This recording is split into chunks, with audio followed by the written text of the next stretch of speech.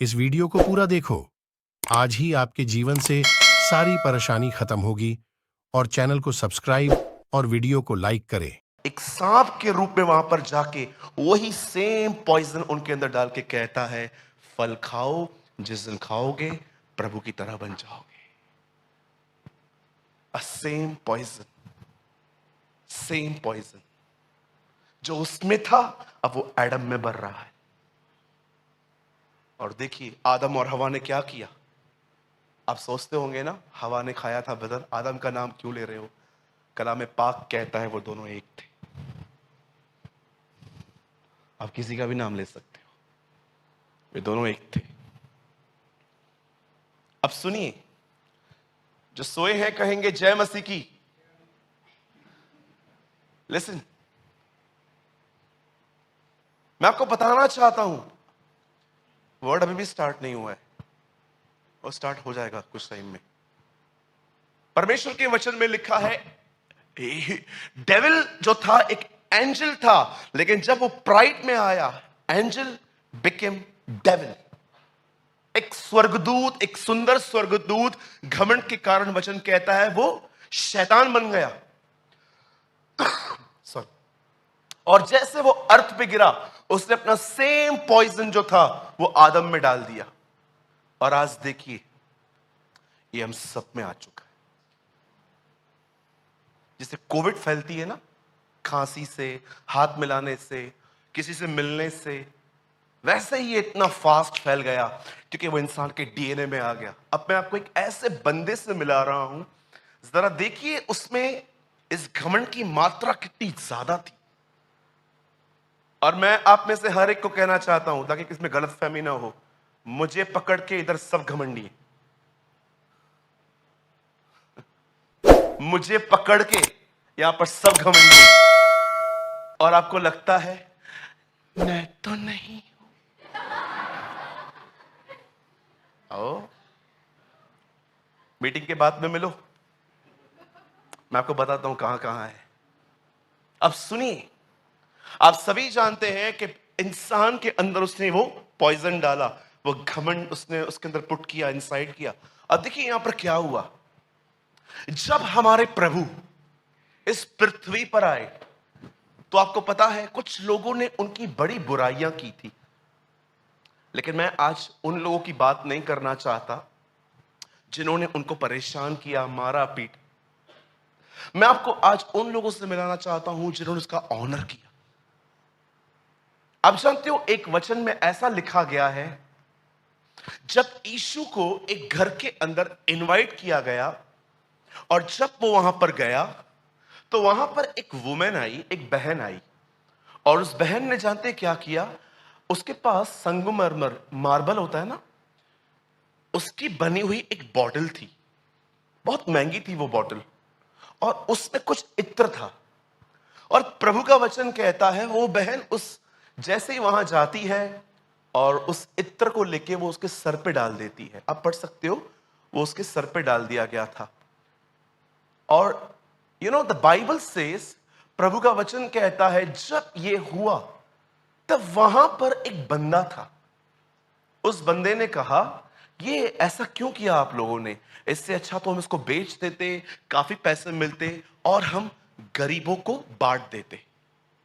लेकिन यीशु ने जानते क्या किया, यीशु ने उसकी ये बात सुन के कहा, गरीब तो तुम्हारे पास सदा रहते हैं, मैं थोड़ी ना रहने वाला हूं, मेरे साथ भलाई करो। और यू नो जब यीशु ने ये कहा, उसके बाद लिखा है तब तब जैसे यीशु ने उसकी बात को क्रॉस किया, लिखा है तब। पंकज 9 में जा, यहां देखिए सब, कोई बाइबल मत खोलिए, बता थोड़ा जल्दी कीजिएगा। तब, इससे पहले मैं तुमसे सच कहता हूं सारे जगत में जहां कहीं सुसमाचार प्रचार किया जाएगा वहां इस काम की चर्चा के सिमरन में की जाएगी। अब उस बहन ने जो यीशु के साथ किया, उसे करने के बाद यीशु ने कहा तेरा ये काम है ना हर जगह बताया जाएगा, जो आज भी 2000 साल से हम इसकी चर्चा कर रहे हैं। यू नो ये बात होने के बाद आकाश एक काम कर बेटा, 8 भी लगा, मैं आपको समझाना चाहता हूं जो कुछ वह कर सकी उसने किया। सॉरी, 7 में जाइए।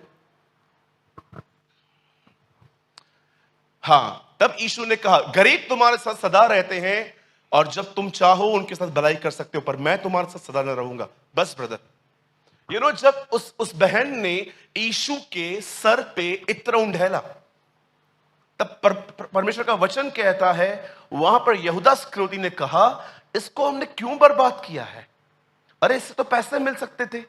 लेकिन यीशु ने जब ये स्टेटमेंट कही, ब्रदर अब 8 में आइए, सुनिए, 8 में आइए। जो कुछ वह कर सकी उसने किया, उसने मेरे साथ गाड़े जाने की तैयारी में पहले से ही मेरे देर पर इत्र मला। 9, मैं तुमसे कहता हूं कि सारे जगत में। 10, तब, बोलिए तब यहूदा इस्करियोती, जो 12 में से एक था, प्रधान याजकों के पास गया कि उसे उनके हाथ पकड़वा दे। यहां देखिए, तब, क्यों तब?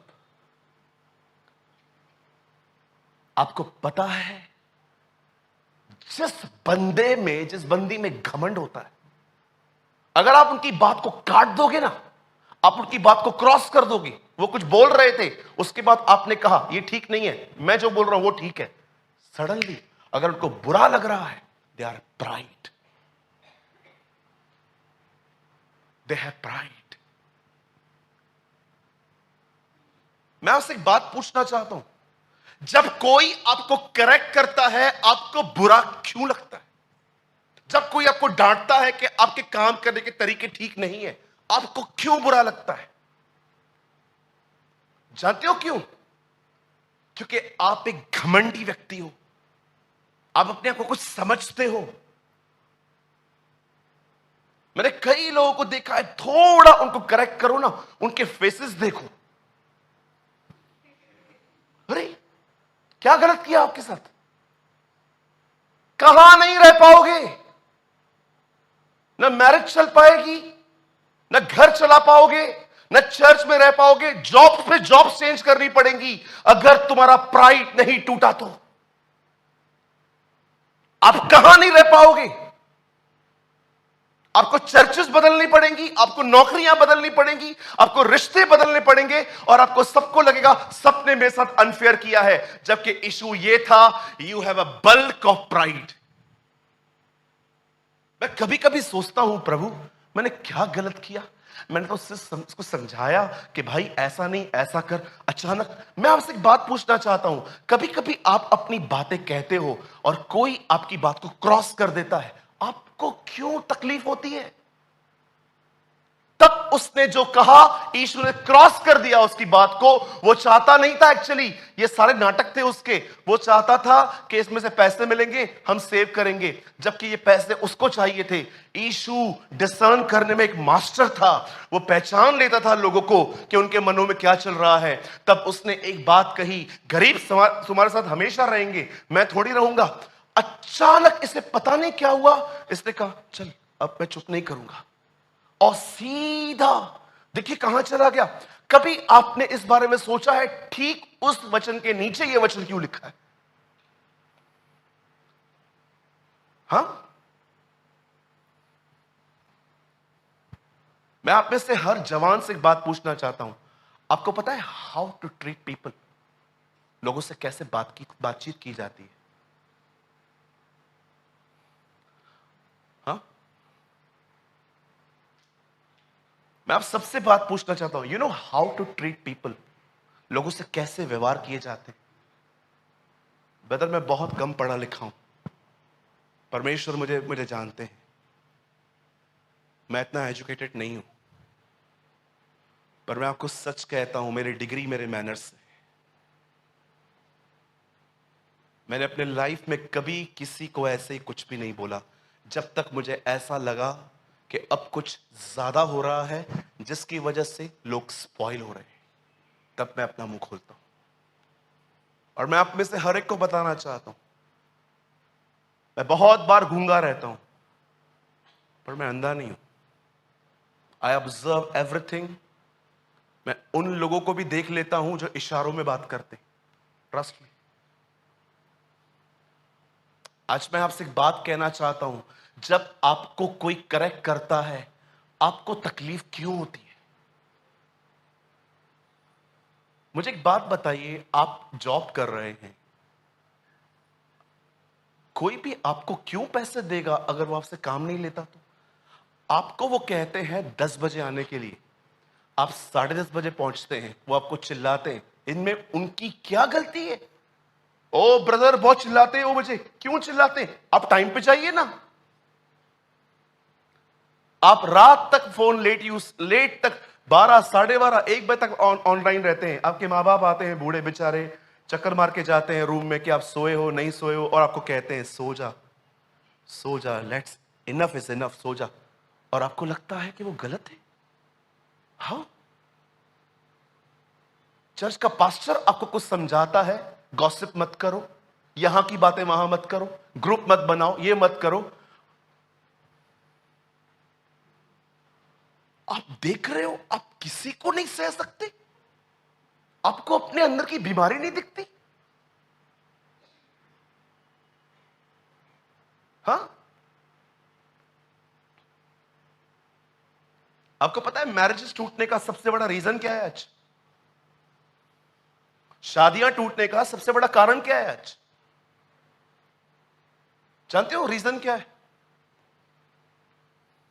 प्राइड।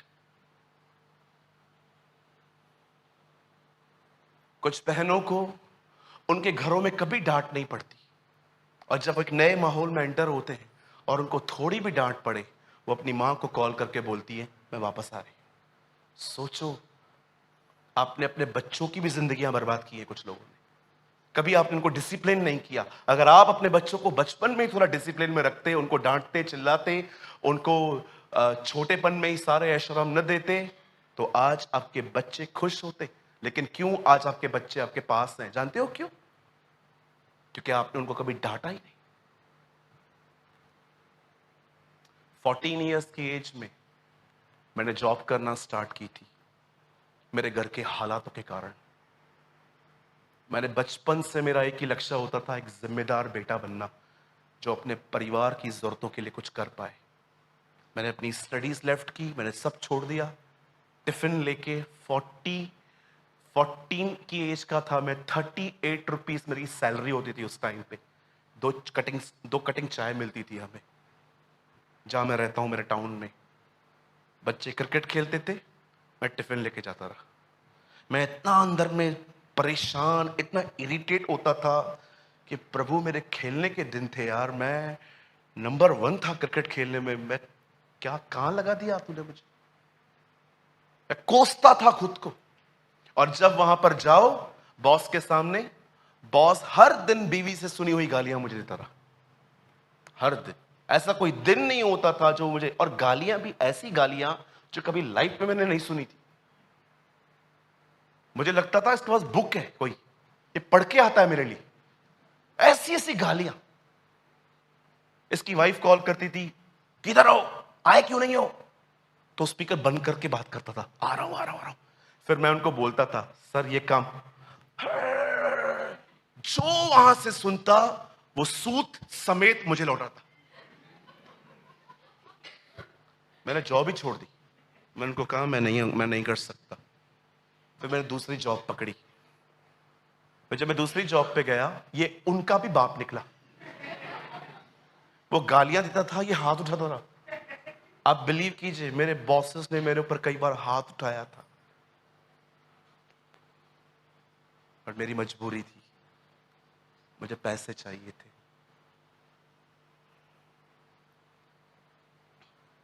एक टाइम ऐसा भी था मेरे लाइफ में जब मैंने 4-4, 5-5 साल 2 पैंट्स में निकाली।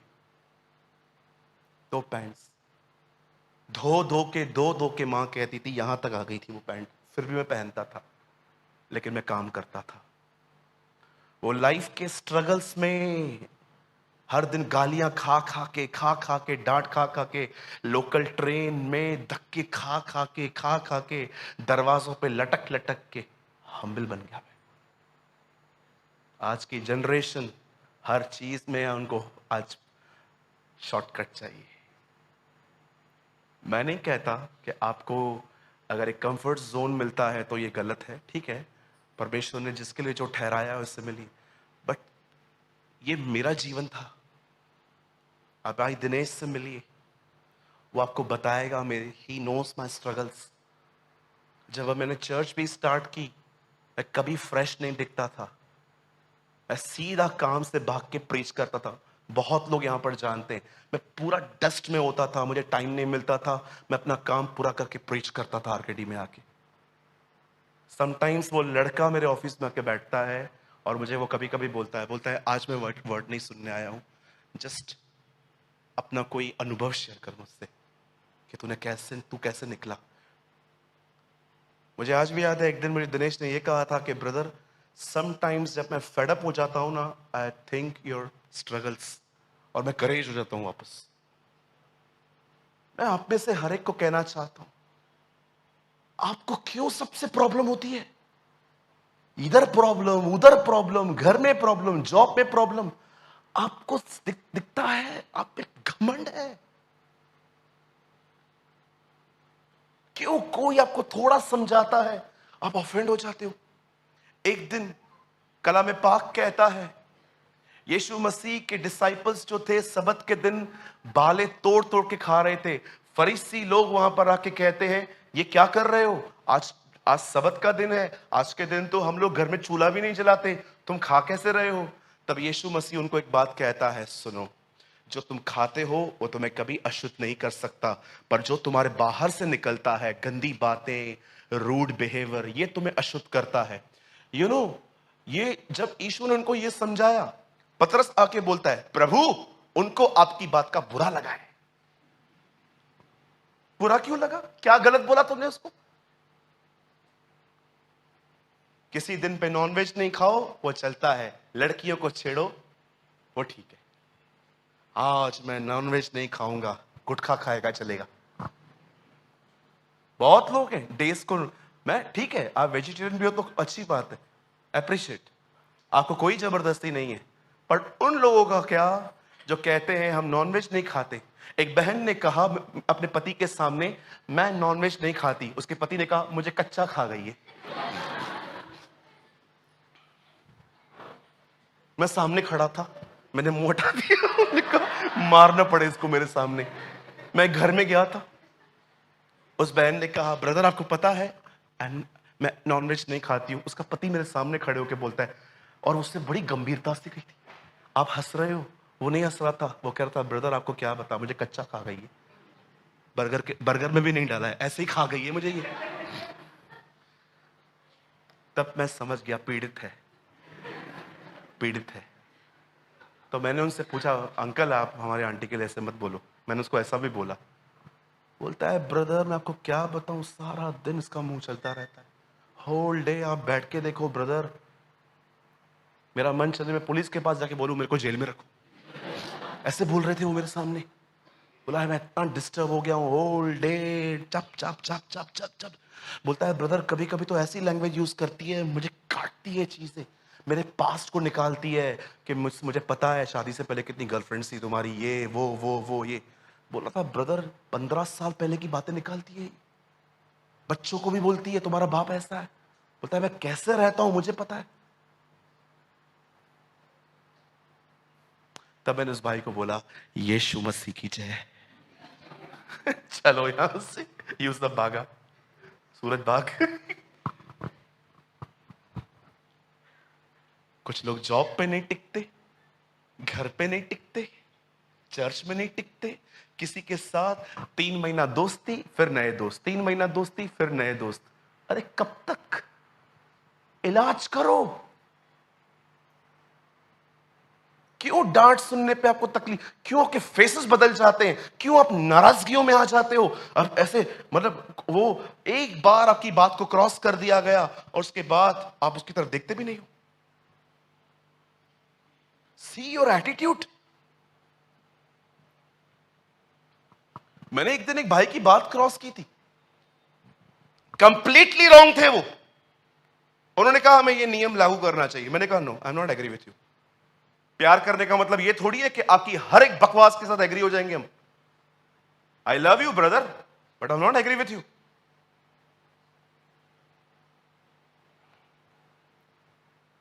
नेक्स्ट डे मैं बात कर रहा था, वो बंदा ऐसे बैठा हुआ था मेरे सामने, सब लोग बैठे थे, वो ऐसा बैठा हुआ था।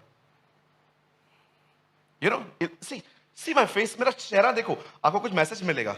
मैं बात कर रहा हूं, वो ऐसा बैठा था।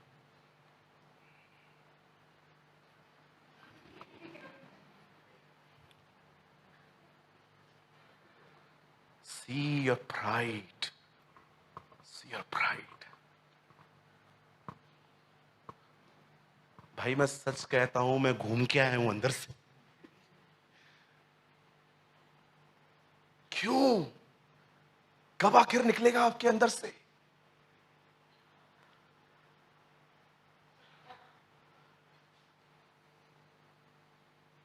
आपको पता है, मैं आपको एक बात कहना चाहता हूं, सब यहां देखिए, एक वर्ड लगाइए,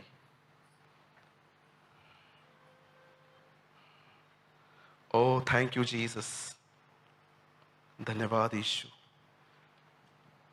मेरे साथ खोलिए भजन सहायता। आइए सब मेरे साथ खोलिए भजन सहायता।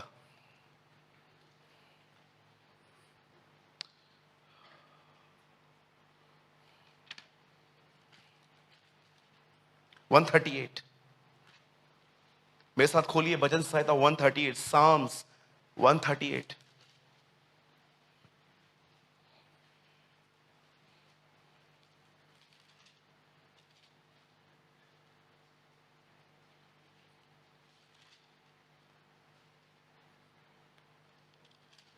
शायद मैं वो रेफरेंस लिखना भूल गया हूं, धर्म की मार भी कृपा है। किसी को याद है? पंकज आप ढूंढिए, मैं आपको एक वर्ड दिखाता हूं। This is awesome.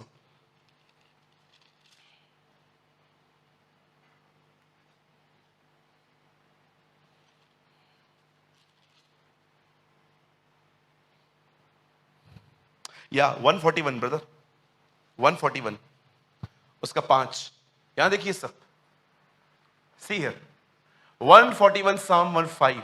देखिए क्या है, धर्मी तुझको मारे तो यह करुणा मानी जाएगी, और वह तुझे ताड़ना दे तो यह तेरे सर पर तेल ठहरेगा। मेरा सर उससे इनकार न करेगा।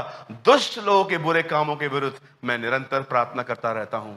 आप में से कितने लोगों ने पहले कभी ये वर्ड पढ़ा था, जब धर्मी तुझे मारे तो ये उस ऑयल की तरह है जो तेरे ऊपर डाल दिया गया।